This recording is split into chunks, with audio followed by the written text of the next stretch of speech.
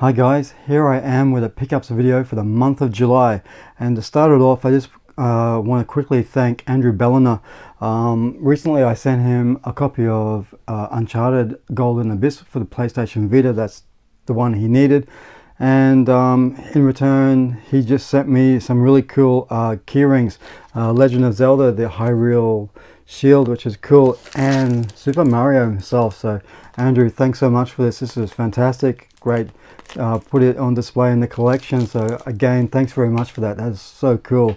Okay, where to start? Let's start with the Xbox 360. Now, I thought I was done with the Xbox 360 collecting, and I went on to Oz Game Shop website, and they got a massive sale on at the moment.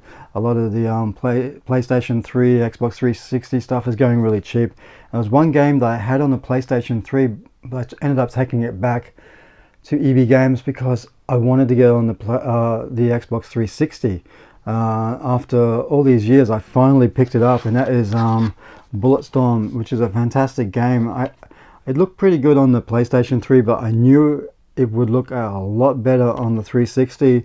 And after many years, I finally got this in the collection, and that's pretty much it for the Xbox 360 and probably PlayStation 3 games. I've got everything I want, not unless I come across something that's a bit obscure that I've never heard of before, you know, something like that. But I'm pretty much done with that side of it now.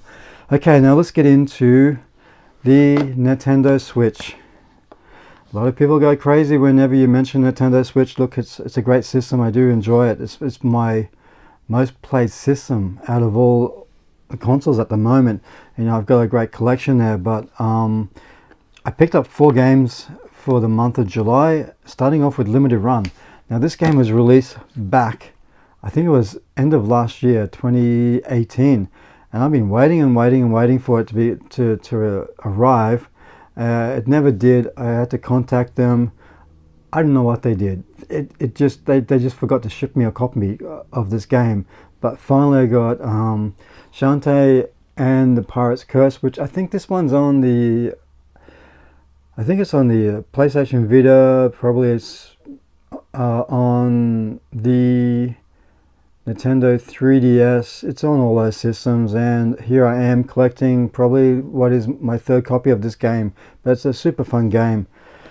Now this one I don't know much about, just the whole idea of I think it's like a building management of a school for RPG heroes. That's what really caught me, and that's Valtherian Arc Hero School Story. I haven't actually sat down to play this yet. I've heard a lot of good things about it. So yeah, it's like managing a school for RPG heroes. That's a little bit different. So that's something that I thought, okay, I need to try. Now I must be a glutton for punishment because I've played so much of Dead Cells. I was looking for another game in that vein, and what I come up with is Slain Back from Hell. And I tell you, I started playing this and it's like, oh, I'm reliving Dead Cells all over again. You know, Castlevania type game. It's great. It's frustrating as well, but I must be a glutton for punishment for these kind of games. It's just ridiculous. Now another game that really caught my eye on the Nintendo Switch, Yukiri Kawazi Fresh. I don't know if I pronounced that right. I really don't. But this is a really popular series in Japan. Every few years a game will get released. It's not a prolific title that's every year. There's a game in this series, but yeah, I don't know much about it. When I started playing it, it's super cute, and it comes with a color manual. That is so cool, and it's a fun game. I actually do like it, and I didn't know nothing about this title at all. It was only when I look at the cover and just looked at some of the gameplay footage on the back that I thought, okay, I need to get this one. Now let's move on to Xbox One.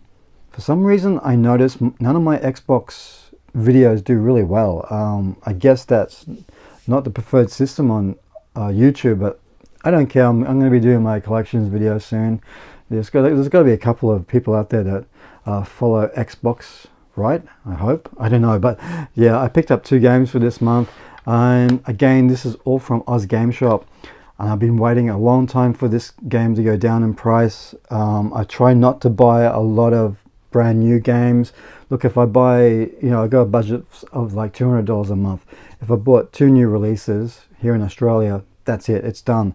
What you see here now is, apart from this game and Shantae, everything else is bought from Oz Game Shop for under $200. So it pays to wait. It's frustrating because I want to get games like Spider-Man and all that sort of stuff, but I'm waiting for the price to come down. I just can't justify spending a full retail price for a game at the moment. But South Park, The Fractured Butthole. Stick of Truth was amazing. I haven't delved into this one yet, but it's a South Park game. I know it's going to be great. Now, another game that really intrigued me, small indie title. It was great to see this get a physical release, and it's Bendy and the Ink Machine. I haven't put this in the Xbox One yet to play it, but I've heard so many great things about it, so I thought, okay, I need to get this one because I do like titles like that. It looks really different, so I can't wait to give that a go. Now, moving on to the PlayStation 4 decks. Now, I saw Too Busy Gamers do a review of this a very long time ago on their channel, and I had always wanted to get it because it's kind of like a cyberpunk game, Blade Runner, something like that, RPG elements in it, and in a 2D environment. And I thought, okay, because my taste in games is pretty much the same as Too Busy Gamers, so yeah, I can't wait to give this one a go. And again, this is all Oz Game Shop stuff. Now, Blue Reflection, I don't know too much about it. I did see some gameplay footage on it. It looks interesting and was super cheap, so yeah, I just thought, yeah, give it a go. And Gus KT make great games. I do enjoy the games that they make in the series. Now, this game is a Korean game, a Korean horror game, White Day. I know somebody that's played this and they rave on how good it is. So I thought, okay, I'll get this and see how good it is. Still haven't unwrapped it yet. Who knows when I will get around to playing these games.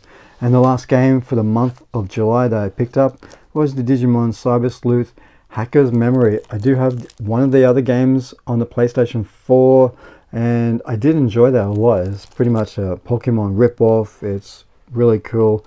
So yeah, I wanted to add that one to the collection. So that's pretty much it, and I was really happy. There's like 10 games I got here for about $200. So you just gotta be a bit smarter, I think, if you're working on a budget like I am. Like I said, if I'm gonna go and spend $200 and buy two new releases, that's it for the month for me. It's better to get games that are on sale. One good thing about Oz Game Shop is that they have their voucher system. You earn points, and when you buy a game, you can use those points to get a deduction in the price. So that's really cool, and that's the best way I find to do this sort of stuff. I do have stuff for the Sega Master System. That's going to be on a different video, so I can't wait to show that to you guys. An incredible find I had for the Master System stuff. But that's it for the month of July. Yeah, let me know what you think of some of these games. I'm really interested in knowing about some of these weird little titles from Japan, which is really cool. But hey, don't forget to like and subscribe. I'll see you next time, guys. Bye.